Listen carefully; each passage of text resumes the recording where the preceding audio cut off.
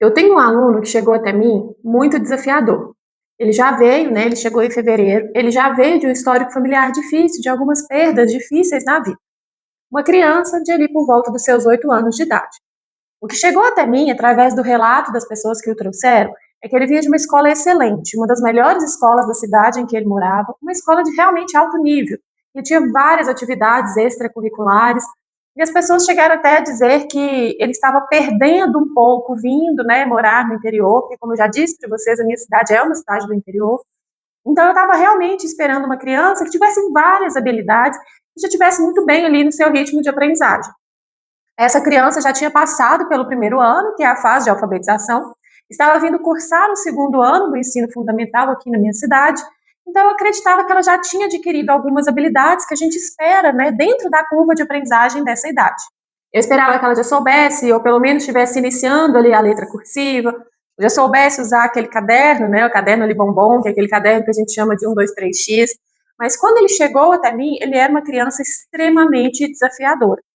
Pelo que eu pude observar, é bem possível que ela tenha também um TDAH. Eu não posso dar esse diagnóstico, eu não posso fazer nenhum laudo, mas quando a gente trabalha com criança, a gente já consegue observar alguns padrões de comportamento, né, dessas crianças. Ele era resistente também quanto ao relacionamento comigo, com as outras professoras do meu espaço. Ele não se abria muito, não respondia quando a gente questionava e não queria de forma alguma fazer as atividades. A gente tinha que insistir muito para ele começar, muito para ele começar a fazer o dever, abrir o caderno, pegar no lápis.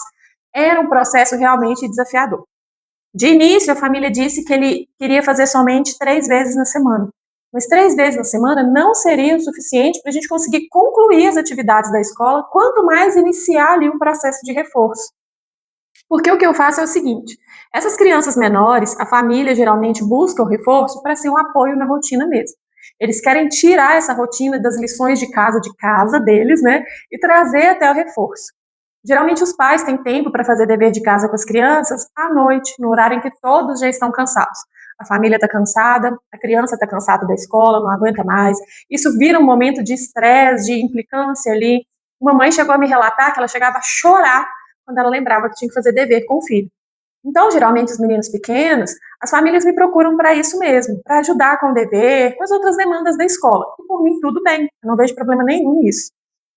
Só que essa criança, ela demorava muito para fazer o dever. A gente gastava, às vezes, 2 dias para um dever que seria feito ali em 40 minutos, para uma criança que já está no processo de aprendizagem regular. Com o tempo, eu fui percebendo que esse comportamento desafiador, na verdade, estava vindo de uma recusa de tentar começar uma atividade em que ele não estava aprendendo nada, ele não estava entendendo nada. Com poucos dias dele no meu reforço, eu percebi que ele nem ao menos sabia escrever o nome dele completo, já no segundo ano de alfabetização. Ele ainda não conhecia a letra cursiva, não sabia escrever o nome completo e não entendia o sistema de linhas do caderno. Então, ele não sabia onde ele tinha que começar, ele não sabia onde ia a letra cursiva, maiúscula.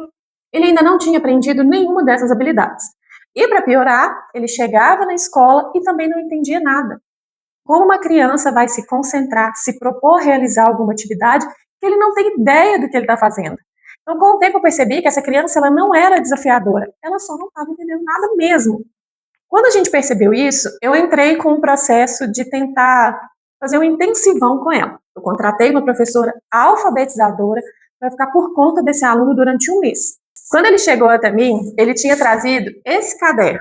Tá vendo como ainda é esse sistema de linhas azul e branco, onde ele tinha que identificar onde deveria escrever? Provavelmente lá nessa escola eles usavam esse caderno.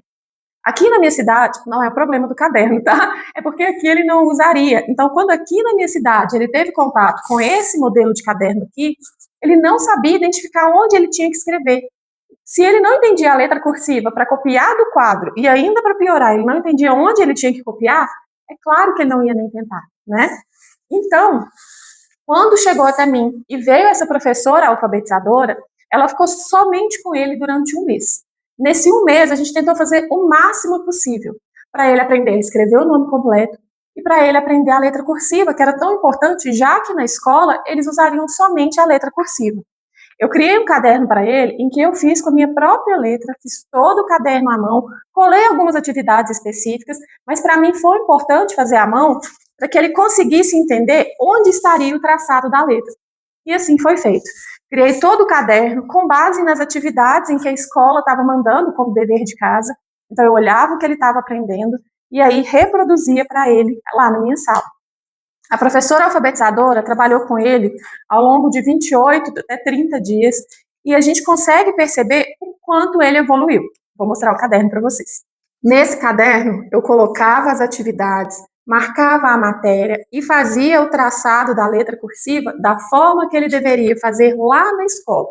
Com a professora do lado, explicando letra por letra, ficou muito mais fácil dele conseguir entender e ver o que ele estava aprendendo na escola. Essa criança passou de uma criança desafiadora, desinteressada e sem foco para uma criança viciada nesse caderno. Ele amou esse caderno e eu acredito que não só por ele ter começado a entender, mas por ele ter visto o quanto de atenção a gente dedicou para o processo dele de aprendizagem. Ele ficou viciado no caderno, ele queria levar o caderno para casa, queria mostrar para o pai, queria continuar estudando em casa. E com isso, ele foi desenvolvendo uma letra cursiva em um mês, que era para ele ter desenvolvido em um ano. O processo de aprendizagem dele foi extremamente rápido. Como vocês podem ver, eu fazia tudo realmente à mão, e aí ele vinha fazendo de lápis. De início, vocês podem perceber que ele continuava com um pouquinho de dificuldade no processo de linha, mas ele já tinha saído daquela linha azul, ele já estava entendendo onde deveria começar, onde a letra deveria acabar, ele já estava entendendo que a letra cursiva maiúscula, ela era um pouco maior, né? E com isso, a gente foi percebendo uma evolução muito grande nele. Com o tempo, esse aluno passou de uma criança desafiadora e difícil para uma criança que era só agitada.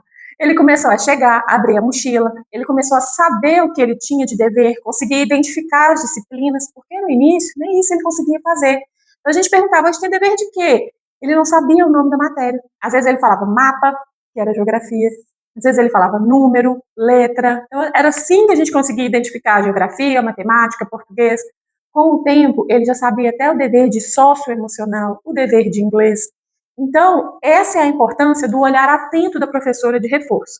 Eu vejo muitas vezes muitas profissionais preocupadas em precificar, em conseguir cliente, em conseguir aluno, e pouco preocupadas em ser boas professoras realmente, e pouco preocupadas em focar no aluno que ela já tem. Eu já falei isso aqui uma vez e eu volto a repetir. Antes de você correr atrás de novos alunos, você precisa focar e fazer um excelente trabalho com os alunos que você já tem. Hoje eu tenho 2 alunos da sala desse aqui e o irmão dele também veio. Então, um excelente trabalho com um aluno, que não me custou nada, me custou um caderno, me trouxe 3 novos alunos. Esses 3 novos alunos praticamente pagaram essa professora alfabetizadora que eu trouxe para fazer esse trabalho especial com ele. Para mim, foi um retorno muito grande, foi um processo assim de encontrar uma forma de acessar esse aluno e que me realizou como profissional. Depois desse mês que ele teve esse avanço, que a gente conseguiu nivelar esse aluno, hoje a gente está com ele no processo de melhorar a sua leitura. Pelo fato dele ser uma criança realmente agitada, ele tem uma certa dificuldade em construir o conhecimento, sabe? Então, às vezes, quando a gente força muito para o lado do português, ele esquece um pouquinho a matemática e vice-versa. Isso também já tem sido conversado com a família. E por ele ser muito agitado, a cabeça está sempre muito em movimento, pode ser que ele não consiga ainda construir tanto conhecimento assim, mas que nós iremos trabalhar no isso até o final do ano. O mais importante é você também ter um relacionamento aberto com a família e explicar que você não faz milagre. Nesse caso, eu tive que trazer um apoio extra e depois eu tive que conversar com a família e falar que o restante da aprendizagem seria feito de forma gradual. Então, a gente teria que ir trabalhando com ele aos poucos. Hoje, ele já consegue fazer o dever em um dia só. Tem dia que o dever é menor, a gente já consegue também fazer algumas atividades de reforço e assim por diante. Você precisa fazer um bom trabalho com o aluno que você já tem, ter um olhar atento, identificar a dificuldade, ver se essa criança ela é realmente desafiadora, desatenta, ou se ela só não está entendendo nada. E depois abrir isso para a família de uma forma carinhosa, mas direta. Quando você mostra o resultado do seu trabalho, você consegue ir negociando com a família também os próximos meses, o que será feito, qual será a sua abordagem, qual vai ser a sua metodologia. Então, antes de correr atrás de novos alunos, se preocupar com tudo que envolve a burocracia do reforço, se preocupe primeiro em ser uma excelente professora. Isso vai te trazer frutos, isso vai te trazer novos alunos, isso vai te trazer um retorno profissional e pessoal muito grande. Então, eu espero que isso tenha te ajudado. Eu vou deixar agora também alguns takes do caderno do meu aluno para vocês poderem acompanhar as atividades que eu fiz com ele e a gente se vê no próximo vídeo.